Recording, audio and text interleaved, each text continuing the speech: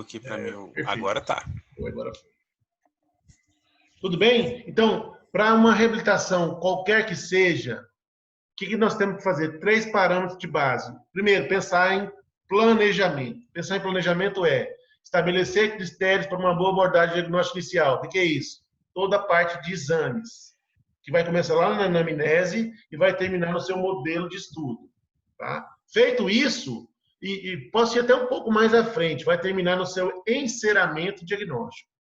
Tá? Quando eu falo enceramento diagnóstico, eu falo confecção de modelo, restabelecimento de dimensão vertical, restabelecimento de posicionamento condilar em RC. Então, sim, parte 2, restabelecer a dimensão vertical e de oclusão e relação cêntrica. Aí sim, eu vou estar delimitando o espaço da reabilitação oral, delimitando o quanto eu posso trabalhar nesses espaços dentro que eu vou colocar nessa engrenagem certa. Tá? Paulo, você falou... Desculpa incomodar, mas você falou questão aí dos modelos de estudo, tá? Então, mais uma vez, eu gostaria de ressaltar para os alunos aí a necessidade de uma boa moldagem, né? A gente falou um pouco para vocês sobre moldagem, né? E o que acontece? A moldagem é uma sequência de eventos, né? Primeiro você vai escolher o material que você vai utilizar para fazer a moldagem, né? Ou um alginato, ou um polissulfeto, ou uma mercaptana, qualquer um desses materiais, dependendo da indicação do trabalho que você for fazer, né? A partir do momento que vocês escolhem o material, vocês vão preparar esse material. A gente falou algumas qualidades do alginato que vocês vão utilizar, mas eu gostaria de só lembrar um detalhe. A temperatura ambiente, né, influencia no momento da sua moldagem. O Paulo falou algumas vezes aí que nós vamos ser semana que vem já retornar à clínica e eu vou dar uma notícia para vocês. O ar-condicionado lá vai estar desligado, tá? Então, assim, eu dou um conselhozinho para vocês colocarem um pouquinho de alginato no grau, né? Manipular com a aguinha lá e dar aquela observada na facilidade de mistura, no tempo de trabalho, no tempo de presa, tá? Desse alginato para vocês não perderem a moldagem do seu colega. Porque você tem que lembrar que o seu colega vai te moldar também. Então, se você sacanear com ele, ele vai sacanear com você, assim, tipo 5, 6, 8, 10 vezes te moldando. Então, se você moldar ele uma vez só, ele vai ser bonzinho e vai fazer isso só com você uma vez também, né? Então, assim, escolha de moldeira ideal, controle do material de moldagem, né? Controle do vazamento de gesso, né? O professor Diogo pediu para vocês vazarem o modelo aí e a gente observou alguns modelos com algumas falhas grotescas, outros melhores, tal. Então, o vazamento de gesso, a qualidade, quantidade de pó líquido deve ser observada também. Perca um tempozinho, não perca não, ganhe um tempozinho lendo as especificações do fabricante, tanto no pacote do alginato, quanto no pacote do gesso, né? Dos gessos, né? Que às vezes vai usar o tipo 3, tipo 4. Essas influências, né? A temperatura ambiente, a temperatura da água que você vai utilizar para manipular esse material, né? O tempo de trabalho que você utilizou, tudo isso aí deve ser observado.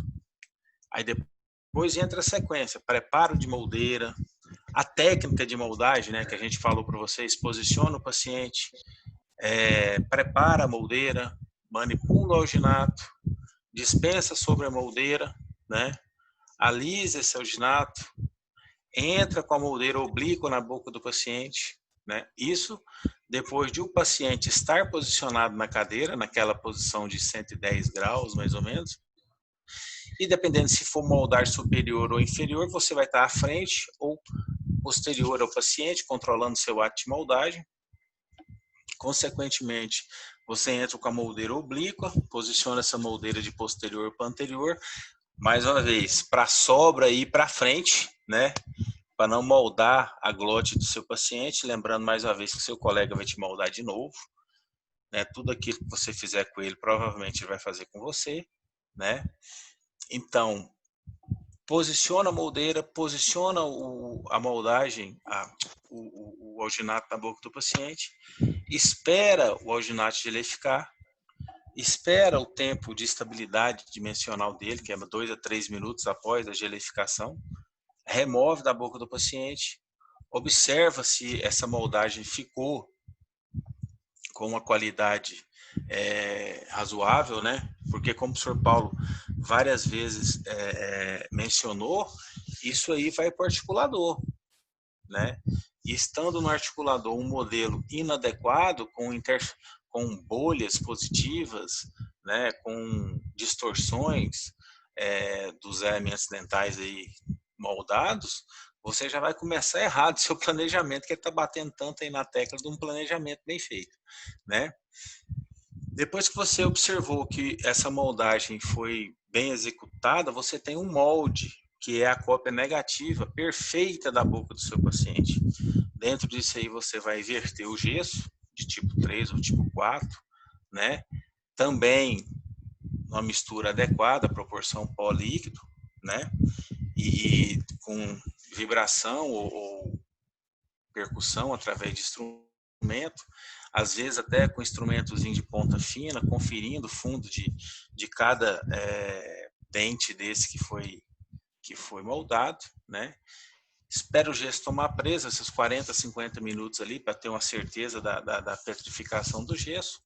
Saca-se esse modelo, você tinha a moldagem, o molde e o modelo. O modelo agora, o Paulo vai continuar falando como é que monta no articulador e a restabelecimento.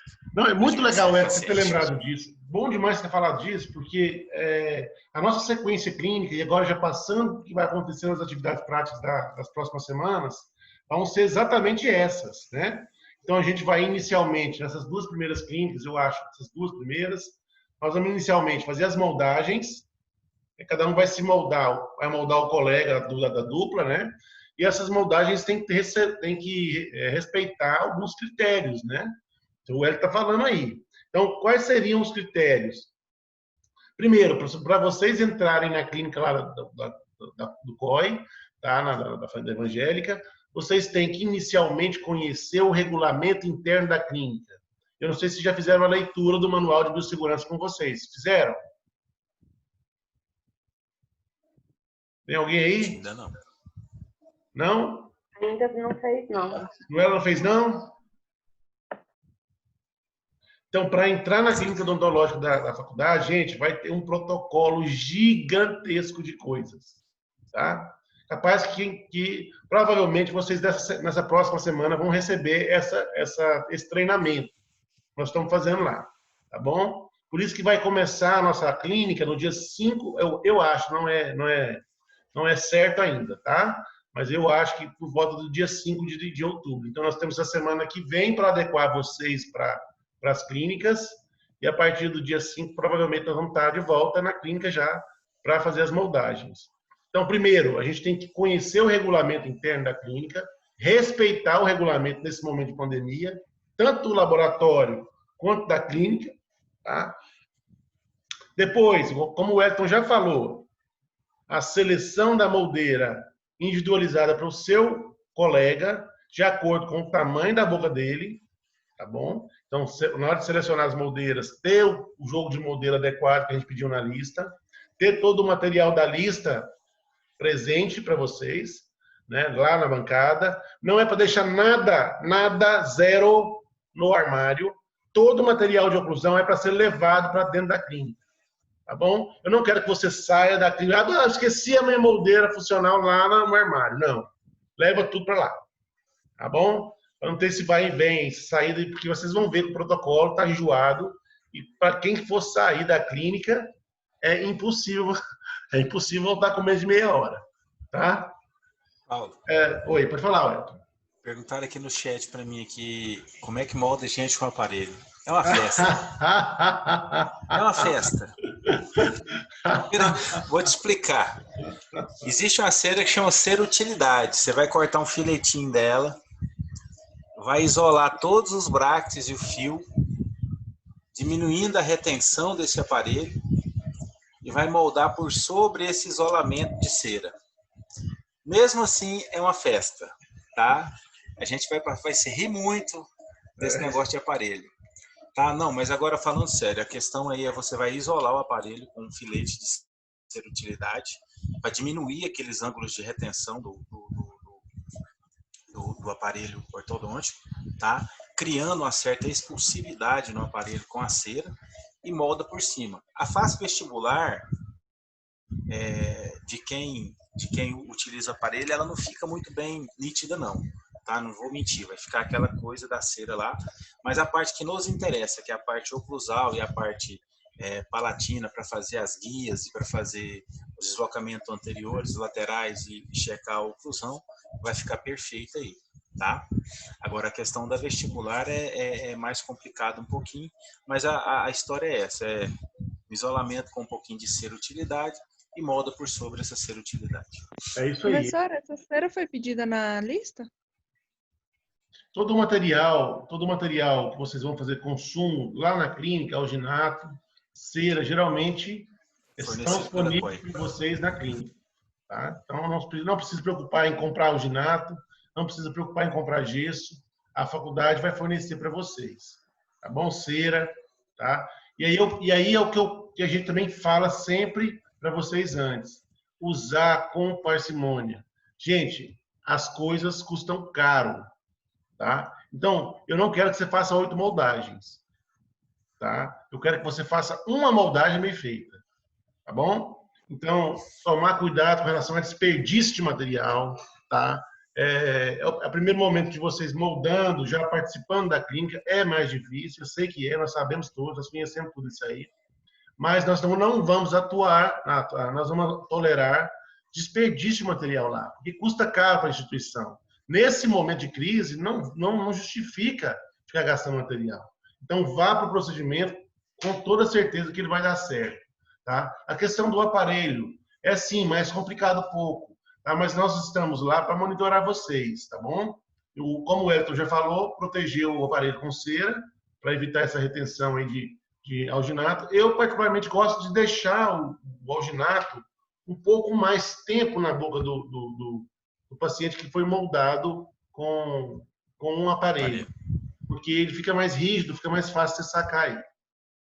E o que vai interessar para a gente na análise é geralmente a superfície oclusal dos dentes. Então, nesses casos de alunos que têm aparelho, nós vamos estar desprezando um pouco a face vestibular, mas a face oclusal tem que estar muito bem moldada. Tá bom? Professor, pode perguntar.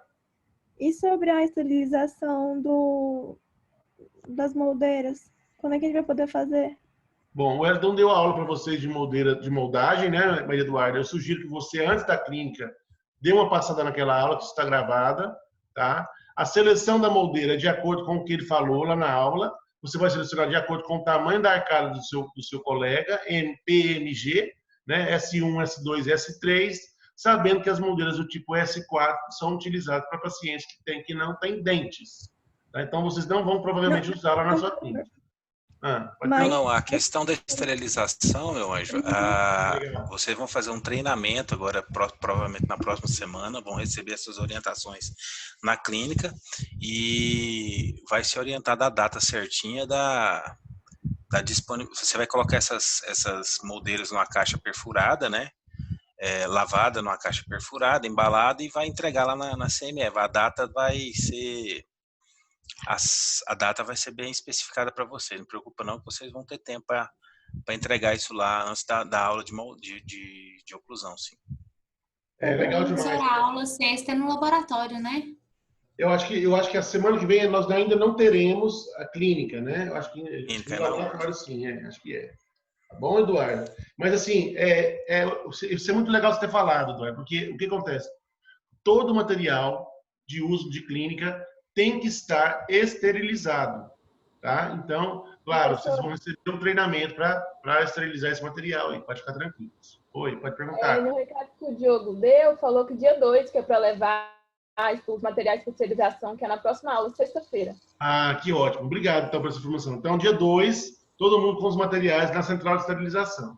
Tá? Já providencia. Então, gente, uma semana para correr aí, hein? Para comprar o material quem não comprou ainda. Tá bom? Lá na sequência clínica da clínica, vocês vão fazer essas moldagens. Aí como o Edson já passou para vocês rapidamente aqui, selecionar a moldeira, aí selecionar o alginato que vocês vão utilizar para moldagem, superior e inferior, quantidades exatas de alginato na proporção que pede, superior 3 medidas, inferior 2 medidas. Tá? Se o arco é pequeno, você pode até utilizar menos alginato para não desperdiçar, tá bom? Mas nós vamos estar lá para orientar vocês da melhor forma possível. Técnica de espatulação do alginato é muito importante na hora de manipular o alginato, até como você mistura o alginato dentro da sua cuba, tá? E aí sim, o carregamento do alginato dentro da moldeira, então vocês vão ter que também dar uma passada na aula, porque está tudo explicado lá, tá?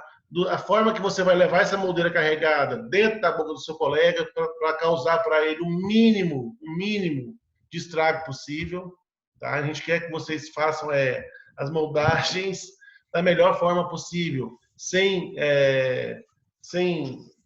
sacanear o colega aí dessa forma, né? Porque a gente sabe que carregar demais a moldeira com material, levar na posição errada, pode entrar na garganta, a pessoa pode vomitar, pode gerar ânsia de vômito, é desagradável, tá, gente?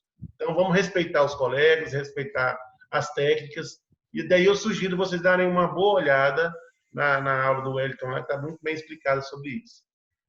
Depois que você moldou, fez a técnica de moldagem, obteve um molde, você vai fazer o vazamento do gesso dentro do molde. Esse vazamento de gesso será feito lá no laboratório, lá em cima. Então, terminou a clínica, paramenta tudo, sobe, vai fazer o vazamento dos modelos lá no laboratório, tá bom? E aí, sim, cuidados com o laboratório. Tem que preservar as coisas, gente. Nem entupir cano. Então, jogou gesso dentro da pia, espera... Ele dilui ele com água bastante, espera ele circular, depois o próximo entra para fazer isso. Usou os recortadores de gesso, tomar cuidado na hora de recortar os modelos, tá? Então a gente precisa pensar em tudo antes de executar. Com relação à quantidade de gesso para a água, usar a técnica correta de espatulação de gesso também, tá? A proporção correta de pó para líquido. Como nós não temos uma balança para pesar o gesso, interessante é que tivéssemos uma balança para vocês pôr a quantidade certa de gesso versus água, a gente usa os dosadores, 3 medidas de gesso para 1 de água, né? Para gesso tipo 3 e 4 a gente vai utilizar lá. Tipo 4, um pouco menos água. Mas o gesso não fica aquela água, não, gente. O gesso é um material que tem que ficar com consistência pastosa, tá? Então, a espatulação dele é importante na hora de executar a técnica de vazamento e na hora de obter o seu modelo de estudo bem feito. Por que os modelos esfarinhando, cheios de bolhas, quebradiços, esses não vão ser aceitos. Então, para você não ter que repetir a moldagem, faça de uma vez só, mas faça bem feito. Tá bom? Quem mais? Nós vamos utilizar os dois tipos de gesso, gesso tipo 3 e gesso tipo 4 lá na clínica. Tá? O tipo 4, que é um gesso especial, que é um gesso mais resistente e que vai copiar mais detalhes, nós vamos utilizar para as superfícies oclusais dos dentes. E o gesso tipo 3 vai ser usado para o resto do molde. Tá? Então, vaza-se primeiro o gesso tipo 4, espera ele criar uma certa espessura, depois vaza-se o gesso tipo 3, tudo isso vai ser passado, e o Wellington já passou também na aula dele, eu sugiro que vocês deem uma boa olhada lá, tá bom? Então, a nossa sequência de moldagem para confecção de modelo de estudo vai ser, lá na clínica, vai ser essa. Beleza? Mais alguma coisa aí? Nada, Wellington? Esqueci não? Não, assim, mas é só complementando, né? Agora que, para não ficar perdendo muito tempo, fazer uma manipulação bem feita do alginato, lembrar sempre que o alginato te dá um tempo de trabalho suficiente, né? A dica que o professor Paulo deu aí para quem usa aparelho e até mesmo para quem está moldando as primeiras vezes, não tem tanta facilidade na remoção do molde da boca do paciente, espera um pouquinho mais. Se você não fez o alginato melequento para ele descer para a glote do paciente, usou a técnica correta para o excesso vir para anterior, o seu colega vai estar confortável. Dá para você esperar mais uns 2, 3 minutos, o alginato pegar uma densidade mais, estabilidade estrutural melhor, né, para você poder sacar da boca dele, para evitar rasgamento, evitar algum problema, né. Aquele detalhe que eu falei também, dá uma observadazinha na água lá, se a água está mais quente, se a água está mais fria, para ver se o seu tempo de trabalho vai ser maior ou menor.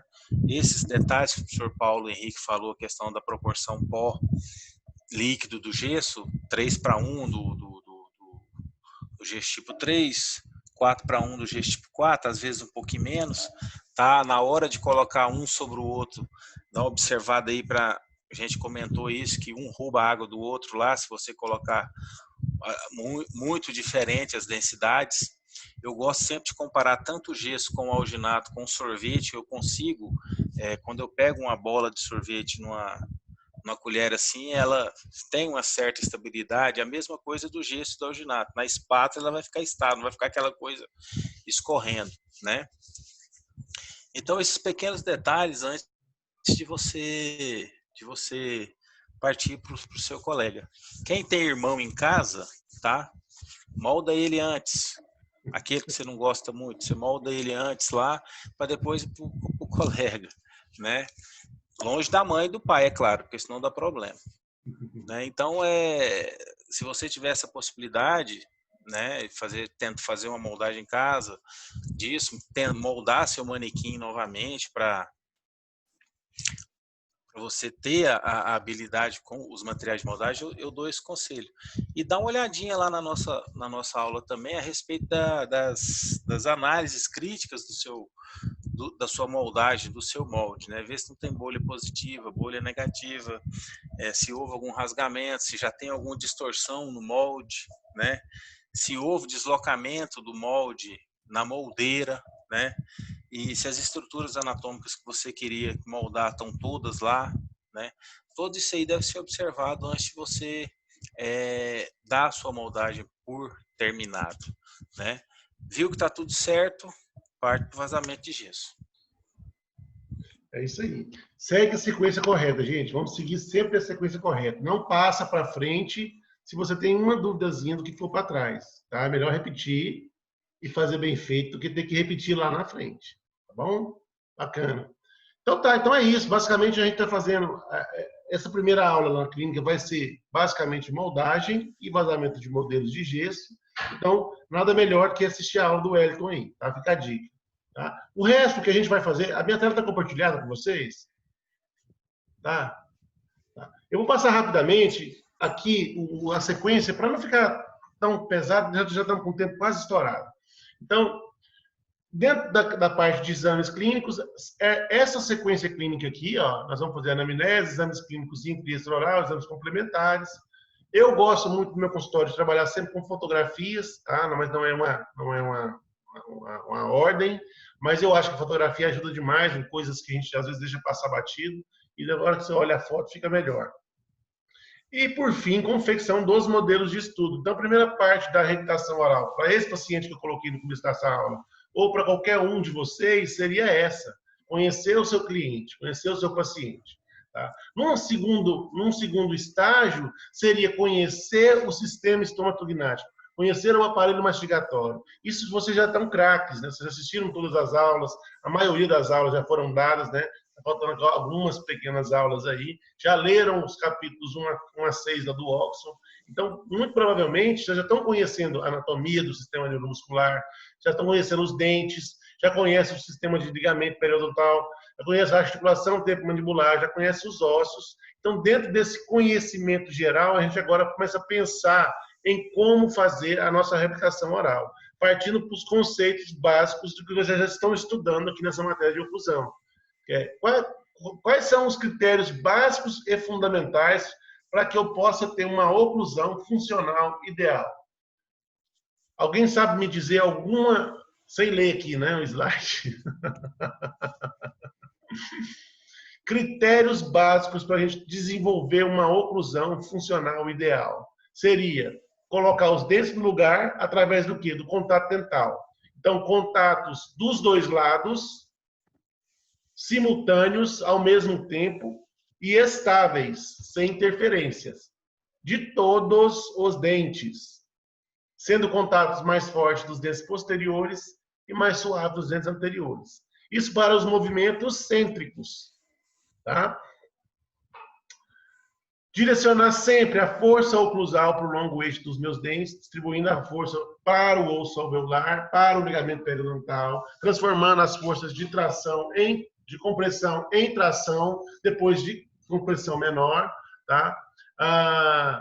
Ajustar os contatos, as forças não axiais através do contato excêntrico, restabelecer a relação cêntrica e a dimensão vertical de oclusão dentro dos limites de critérios para se restabelecer dimensão vertical de oclusão e se restabelecer relação cêntrica. Vocês também já estudaram, já aprenderam como faz para posicionar o seu paciente em relação cêntrica através das técnicas bimanual de Dawson, de Hanford, né? A gente aprendeu também como é que faz para restituir um paciente em DVO corretamente, através do método médico, fisiológico, funcional e estético e fonético. Então, tudo que eu estou falando aqui é revisão do conteúdo que já foi passado para vocês, mas quando eu vou para uma reabilitação oral, eu preciso ter esses 5 conhecimentos básicos na minha cabeça e é o meu checklist para saber se eu estou na direção correta para a reabilitação oral. Tá? E conhecer do engrenamento dental correto e principalmente da montagem dos meus modelos no articulador semi-ajustável. Toda essa sequência clínica nós vamos estar fazendo com vocês na disciplina de oclusão, tá bom? Para restabelecer a DVO, como é que eu faço? Eu tenho algumas técnicas que eu posso utilizar para pacientes que têm dentes e para pacientes que não têm dentes. Né? Esse conteúdo de restabelecimento de dimensão vertical nós já discutimos nas aulas passadas, mas eu vou trabalhar sempre dentro da dimensão de repouso para conseguir, através da dimensão de repouso, identificar a dimensão vertical de oclusão, descontando o espaço funcional livre. Eu não vou voltar nesses conceitos, nós já discutimos isso muitas e muitas vezes. Tá? E eu sugiro também que vocês assistam, quem não está lembrando ainda, assistam às aulas passadas, para poder entender como chegar através daquela regra matemática DVR igual DVO menos espaço funcional livre, desse jeito, restabelecendo assim a sua dimensão vertical de oclusão. Por que é importante restabelecer dimensão vertical de oclusão? Porque na dimensão vertical de oclusão correta, você restabelece a sua relação maxilomandibular. Ou seja, a grosso modo, você restabelece o espaço protético aonde você vai trabalhar a sua reabilitação oral. Quer seja com um paciente que tenha dente, quer seja com um paciente que não tenha dente. Então, com apenas um modelo de estudo, uma régua, eu consigo restabelecer a minha dimensão vertical de oclusão, restabelecer a minha relação cêntrica, montar os meus modelos no articulador semi-ajustável, tá, em cêntrica e restabelecer esse plano de dimensão vertical para poder trabalhar a minha reabilitação oral.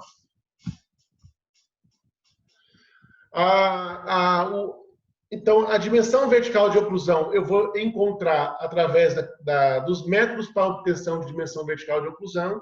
Eu já falei para você, tem o método métrico, que é utilizando a regra matemática, estético, fisiológico, fonético. Esses são os básicos para restabelecer DVO. Tá? Utilizando esses métodos, eu consigo restabelecer esse DVO, mas não consigo devolver a RC para o paciente. Então, existem outros métodos para posicionar o côndilo, a cabeça da mandíbula, dentro da fossa articular. Através do quê? Do que a gente chama de desprogramação neuromuscular. O que é isso, Paulo? Desprogramar a musculatura que existe no contato dental para uma posição sem contato dental, para poder, sim, com os músculos relaxados, posicionar a mandíbula para a posição mais ortopedicamente estável. Gente, vocês estão me entendendo? Ou está grego? Não. Não? Então, está grego ou tu não está entendendo?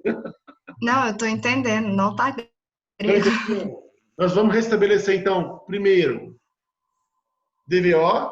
Depois nós vamos posicionar o nosso côndilo na RC. Como é que faz o posicionamento do côndilo na RC?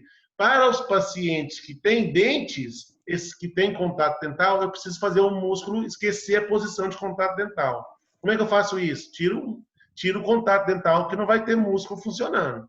Quando você tira o contato dental, ou seja, cria-se um dispositivo anterior que desoclui os dentes posteriores, você tem um relaxamento muscular e você sim pode levar a sua mandíbula lá para o lugar melhor, mais ortopedicamente estável para a sua habitação oral.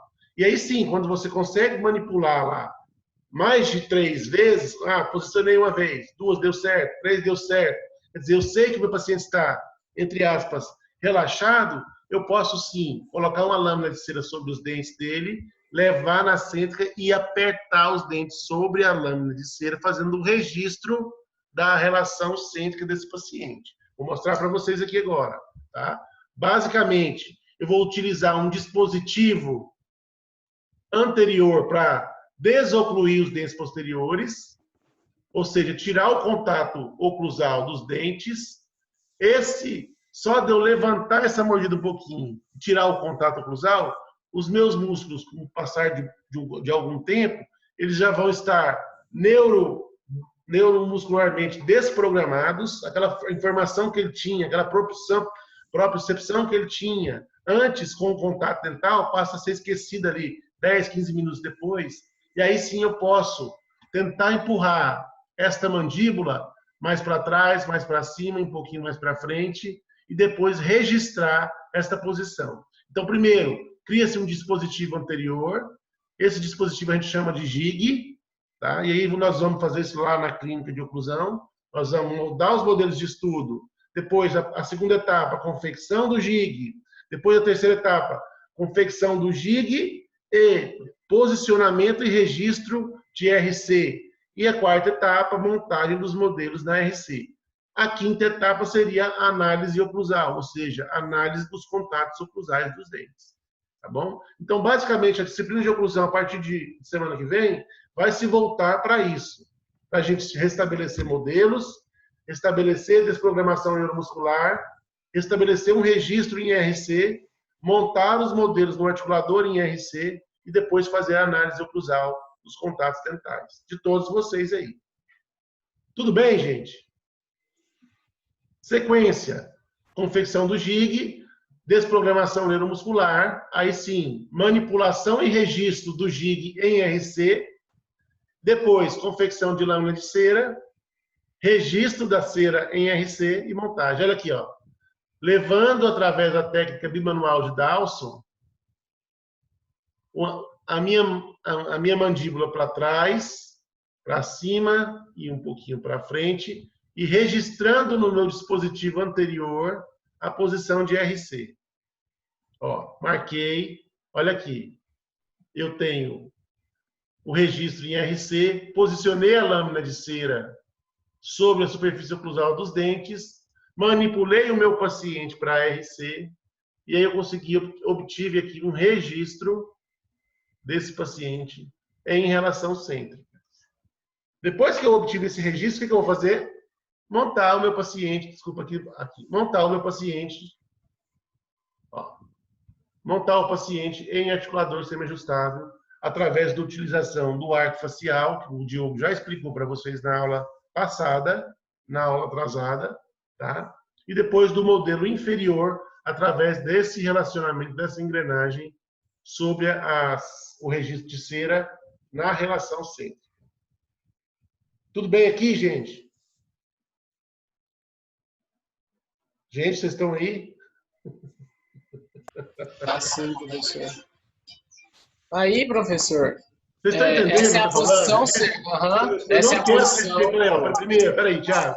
Primeiro, eu não quero que vocês cheguem lá na clínica, por favor, sem falar assim, parece que você não falou nada disso, Paulo.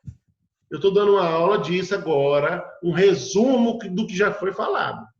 Tá bom? Então, se vocês têm dúvida, mesmo que vocês estejam cansados agora, é melhor perguntar agora. Tá? Vai, Thiago, fala. Aí, no caso, essa posição que senhor gravou, seria melhor.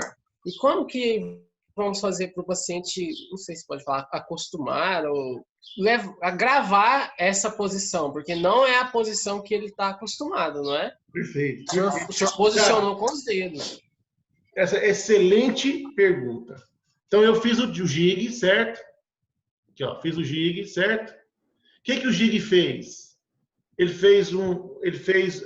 levantou a mordida e tirou os seus dentes de contato, certo? Quando você tira o seu dente de contato, você automaticamente gera você tira o seu músculo da função isométrica, da função de apertar. O seu músculo não está mais sofrendo contração, ele está relaxado.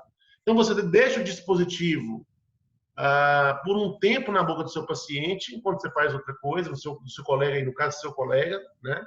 Esse dispositivo vai desprogramar, vai tirar a propriocepção antiga dessa musculatura e relaxar essa musculatura. E aí, pela técnica bimanual de Dawson, você consegue levar a mandíbula.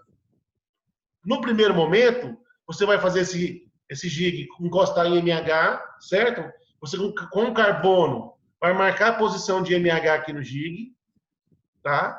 E depois, desprogramado, você vai levar para a cêntrica uma vez, ok, voltou, tirou, de novo, 2 vezes. Quando você conseguir repetir esse movimento e levar a mandíbula sempre para a posição de relação cêntrica, carbono de novo, leva, marca a cêntrica no carbono sobre o jig, o ponto. Tudo bem? Tudo bem, Thiago? Ou não? Sim, estão caminhando. Caminhando, né? Então, ele estava registrado em MH. Você pôs o jig na boca dele, pôs o carbono, pediu para ele fechar a boca. Ele mordeu, fechou. Inicialmente. Aí, tudo bem, ficou marcado um ponto de MH lá no jig. Daí você vai deixar o jig na boca dele um tempo, 15 minutos, dá tempo dessa musculatura relaxar um pouco, desprogramar, e aí você vai levar, sem nada por enquanto, para a RC. Faz uma vez, faz 2, faz 3. Quando você conseguir estar fazendo isso direto, indo para o lugar certo, não, eu já fiz 3, 4, 5 vezes, estou conseguindo posicionar, então agora é o seguinte, pega o carbono de novo, vai na mandíbula, leva e põe o carbono e marca. Então você vai ter 2 pontos sobre o jig agora. Um ponto de máxima intercuspidação, que provavelmente vai estar mais à frente do seu jig, e como você está retruindo a mandíbula para trás, o ponto de RC um pouquinho mais atrás, certo? O que eu quero que fique no jig, Thiago? Somente o ponto de RC. Eu não quero ponto de MH. Então eu vou desgastar o ponto de MH, deixando só o de RC, e vou registrar agora uma bolinha de acrílico aqui na RC marcada. Toda vez que eu levar a mandíbula e posicionar, o acrílico segura a mandíbula em RC. Então agora você coloca a cera sobre a oclusal dos dentes, amolecida, e simplesmente leva a mandíbula para trás até encostar lá no ponto de RC do jig, e aí vai marcar aqui, ó, nessa cera, os dentes vão pressionar essa cera aqui, ó, e vai posicionar a sua mandíbula na RC. Quando você vai para o articulador, você vai posicionar o modelo de gesso aqui em cima. Então, esse adentamento automaticamente já deixa o seu modelo de gesso no lugar certo. Tudo bem? E aí é só montar o articulador, o gesso, os modelos no articulador. Conseguiu entender? Vai cair de novo. Vai cair de novo, Paulo. Vai cair de novo? Vamos abrir. Vamos de novo para a sala, tá?